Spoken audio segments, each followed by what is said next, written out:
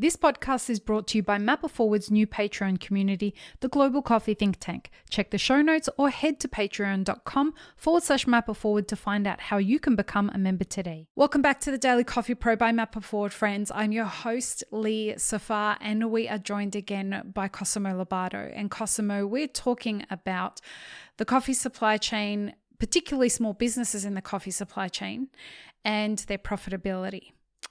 The part of this that we haven't discussed yet is innovation and what role innovation is going to play in the business model of the future. Now, you've had a lot to do with innovation with the companies that you have led in different directions when you became their leader. So what is your thought on what role innovation is going to play in helping the business model progress in the paradigm shift, as you've mentioned a couple of times during this series, that is we are currently faced with? It's an interesting thing, innovation. I used to relate myself to be driven by product innovation, getting products that were doing things that other products didn't do before. I have to say the pandemic changed that. And I've discovered a whole new aspect that I was there right in front of my eyes all the time. I just didn't focus on it. And I think a lot of operators in our industry do not focus on that enough. Maybe they do. But the perception is that, having spoken to many of them, as I mentioned in the previous episode, I realized how many of them do not think of certain things. But it's not because they don't want to, or they're not. They would love to do it. It's just that the focus is not there. No, it's because things work in a certain way and everybody's doing them, and you're trying to do what works for others rather than rethink things for you. I have to say that other than the money part, the profit margins that we discussed in the previous episode, I've tried to distill the behavior of the most successful cafe business operators that I've met. And all the brands that, if we look at them as brands, it's a very superficial look. But what is behind them that makes them successful? And the biggest innovation that I see as an opportunity, and that's what they're doing well, sometimes not intentionally. They're doing it because they know it, but they're not thinking it through. They just do it because it's them. It's rituals. Rituals, Rituals. That's okay. Tell me more. They are able to create a ritual in what they do that is consistently repeated. And it could be a very small thing or a big thing, but it's adopted as an emotional link with the consumers that go back without even knowing why they're going back. The way you get served, it could be anything. Let's look at some big companies that have been successful for many years have incorporated that. Let's look at the big brands as examples, and then we'll distill it down to coffee. McDonald's, the way you order in the drive-thru at McDonald's, the way you order at Starbucks with the big menus. That was a ritual, because all the names you say to just get a drink, you get to 5 layers of decision making. That in your brain programs your brain when you get in. First time I went to Starbucks, I went like, I want a coffee. Yeah, but which type? And you start looking at the menu. Well, but they program you on that ritual. They make you, they create that sense of belonging. You're in the know, you're part of it now. Let's look outside of coffee or food service. Apple. Apple. We're all a part of that ritual, for sure. Apple, when you use the product,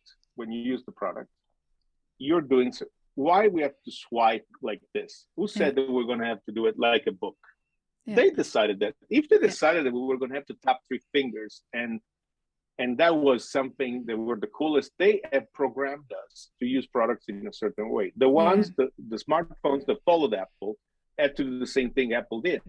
They couldn't go with another way of scrolling through pages and things. Those are rituals, and they program. It's a neuroprogramming, a neural link that we create with our customers. There is an opportunity for rituals in packaging, of our coffee. There is an opportunity of rituals in the way we greet our customers, in the way we make them move through our cafes, in the way, not that we have to do stupid stuff. I'm not suggesting that you have to jump on your feet, left leg, left foot to order and things like that. I think I'd That's probably not a pay to ritual. see you do that, Cosimo. No, what I'm saying is rituals sometimes are very subtle. It's the way, and that can be shared, and it can come from, and also one other thing that I see is that being honest and true with what you really are. Rituals shouldn't be artificial things. They should represent who you are without saying who you are. The business owners that have been more successful created a strong identity around what they do based on those. They are, I was mentioning the previous episode, Patricia. To use a place that is very well known, but Roastly in London is doing not the same, similar things, where there are no plugs to plug your computer in. They're covered. There are no chairs. You sit outside. That's pretty much all across Australia, though, right? But when you get a coffee, you get a big smile. They've created a path of experience that people likes. They don't know. I like it there. And yes, why? I don't know. I just like it there. Because most consumers, when you ask them what you like about the place, they're not going to be that analytic about why they like it. They just like it. There's that something about the place that I like. Well, behind it, there are some operators that have been thinking through what they have done. So the workflow, the flow of people inside. And now everything moves in their cafes. The successful operators have done that. They've done it in a way that is true with who they are and who they want to be, creating an identity for themselves. That will always attract people to go there. So, and that's the innovation you feel is going to be the most significant change that is going to impact our industry. I mean, that's the thing that could make our industry more sustainable, more than any equipment or any other thing. Oh yes. I think social innovation is what is needed more than technical innovation right now in coffee. I mean, machines are very precise. They're quite efficient. Yeah, you could make a more sustainable, I don't know, recycle more, make them more precise, but you can't taste anything below 1 degree of temperature change. You can't taste the difference as a human being. So if I get to 0.1, or 0.000 precise every time, nobody is that gives going to be doing? But and everybody, there is all that conversation about fully automatic machines. Lovely. Fully automatic machines will substitute baristas. Yes, in brewing coffee. No, in hospitality. They can't smile to people. And that's where creating rituals will make your cafe more sustainable. It's the biggest innovation because nobody is really thinking of it. Some successful ones are doing it, but most that are imitating the successful one without knowing, and that's a barrier of entry too, if you will, because a lot of people get into coffee without having an identity for themselves. They're just imitating someone else's identity without knowing, but that identity is true for that person, is not true for me, and I can't do it right. Right. But the questioning about the emotional model, the emotional revenue that we create with our customers versus the transactional revenue. If you create emotional revenue, transactional revenue is a consequence.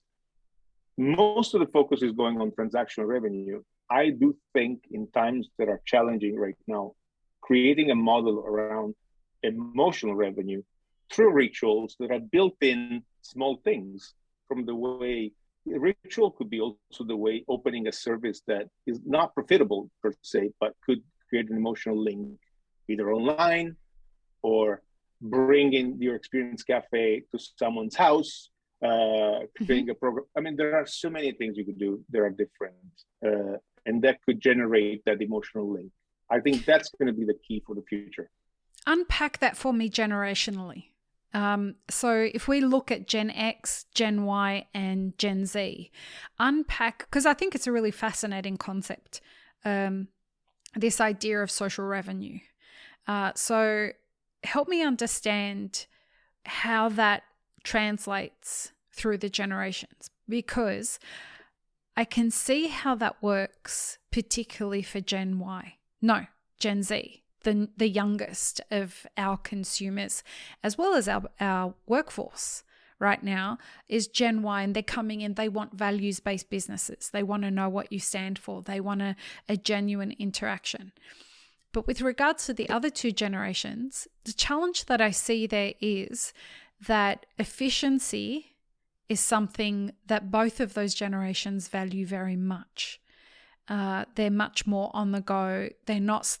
If anything, they're going faster paced than the younger generation. Help me understand where your logic goes with that, because I think it's a really fascinating. I'm going to be thinking about this for a couple of weeks after this conversation.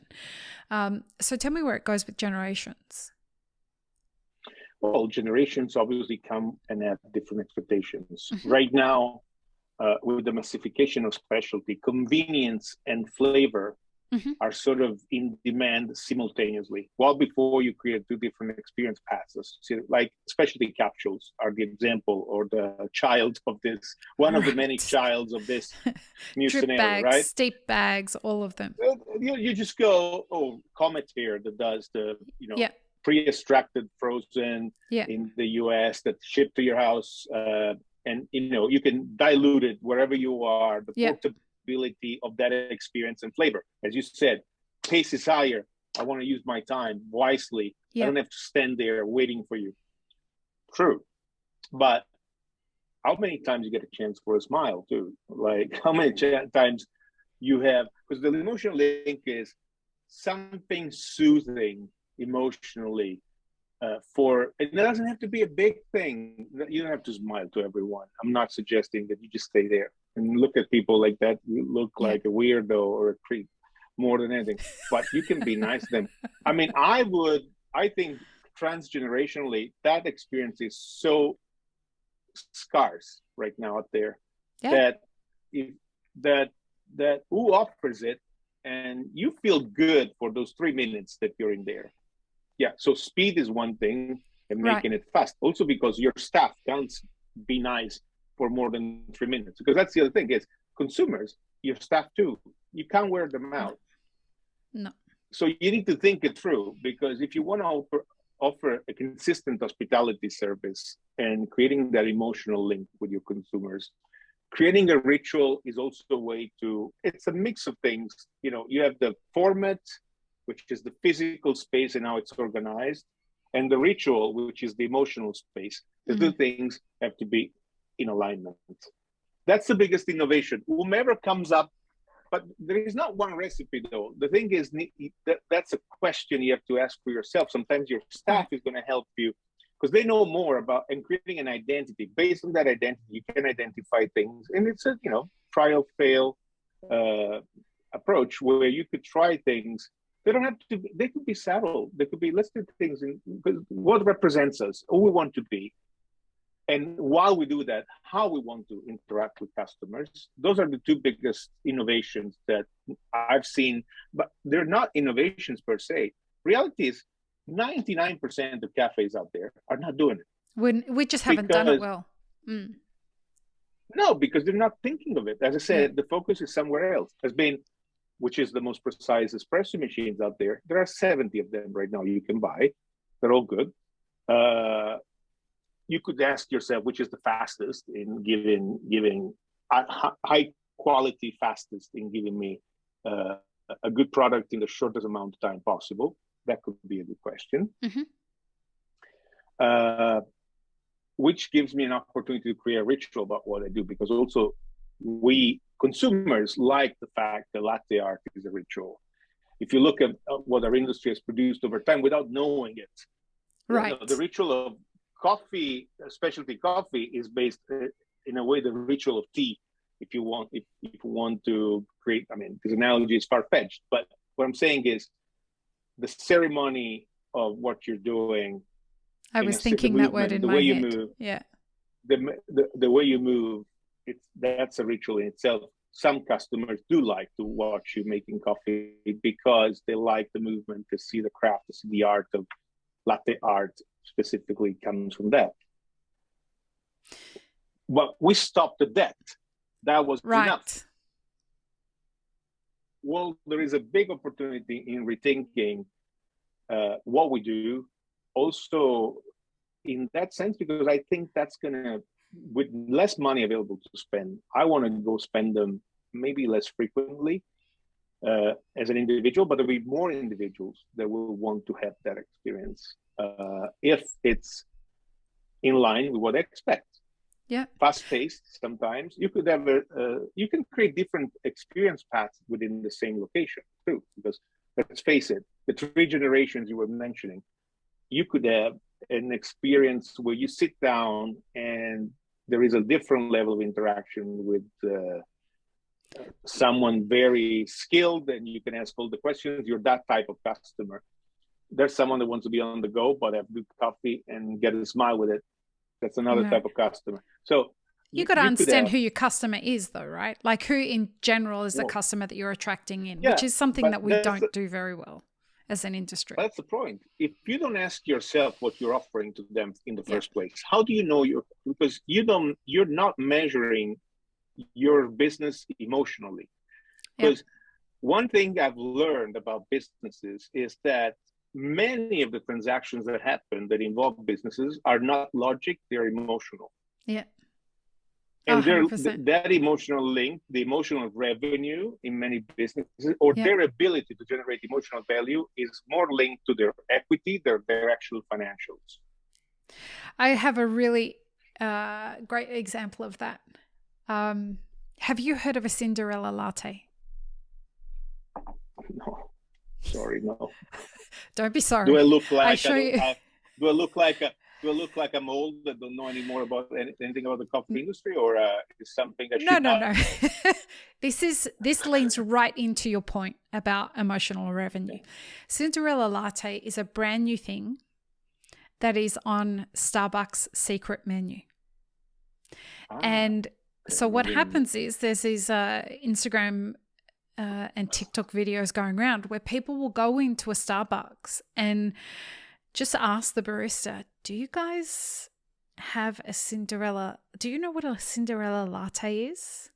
And they get all excited when the barista turns around and says, actually, yeah, I do, because not all Starbucks have it on their menu. And so you have to go and find the Starbucks that do have Cinderella lattes. Link. Exactly. That's my point. It's emotional revenue right there. The moment you can, it's like a treasure hunt as well as a surprise and a gift all at the same time. And so when consumers go into a Starbucks and they say, do you know what a Cinderella latte is? And the barista turns around and says, actually, yeah, I made another one today. The reaction is like, oh my God, I feel so special. I found one of the Starbucks. This is exactly what you're talking about. I mean, Starbucks in the biggest organizations have people thinking through customer experience, and they have focus groups. They are engineering these experiences continuously in many small details of everything they do. I take the example of the menu, but just going to the Starbucks roastery, the reserve places, it looks like, the one in Milano looks like the Willy Wonka. Same as coffee. in Seattle, there right? You visually lost into things, and and coffee moving in bubbles, and you see them move.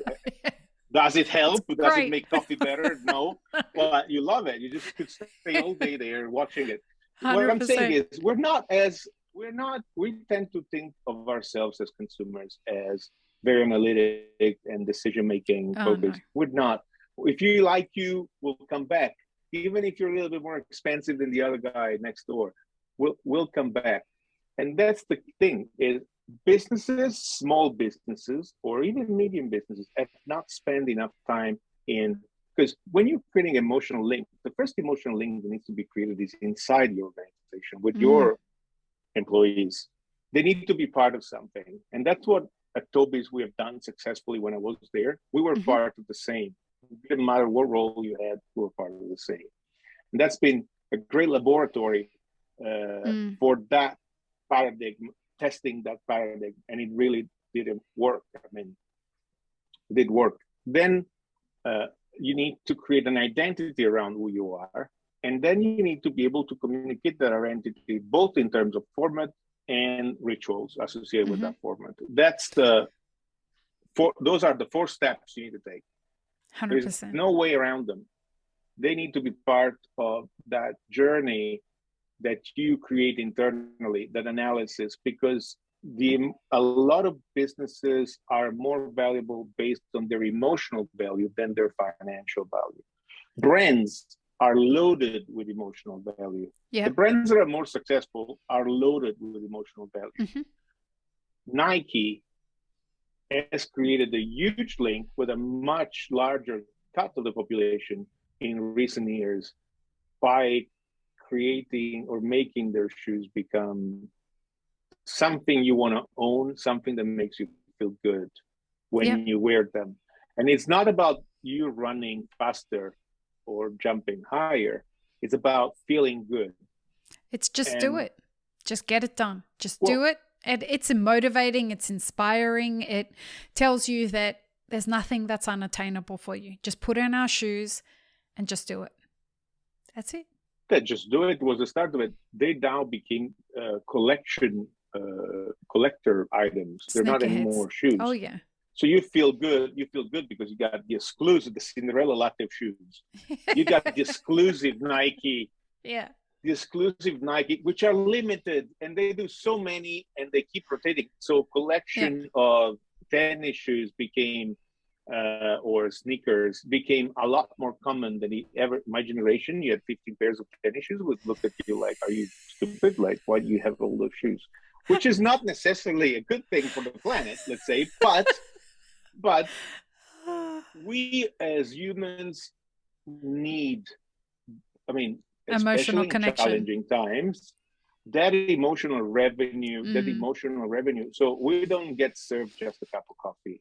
And that's what consumers are looking for in everything they buy, spend money on, is whenever I can feel part of something or feel good, even if it's for 5 minutes, that will make my day.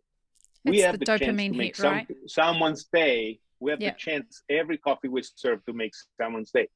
Can it happen for every coffee? No. But the model could help us, making it less heavy on me. No, because if I'm doing things according to a model in an intentional way, not in an occasional, we have to transform occasional approach to customer to intentional approach to customer. If there is the intention, you might not always perform it the same way, but you'll get more of them happier and coming back and talking about your place. And that's the biggest innovation, I think. That's where our industry has not invested enough effort, money, time in scrutinizing, rather than we're based on imitation, but imitation that needs to be filtered by who we are or what we're capable of doing. Oh yeah. Right? Yep, 100%. We've got 1 episode left, and we'll see you in the next episode, everyone. Peace, love, and peanut butter. Have an amazing rest of your day. Thanks, friends. If you enjoyed this video, here's what you should check out next. Consider supporting Map It Forward on Patreon, and be sure to subscribe and hit the notification bell before you leave.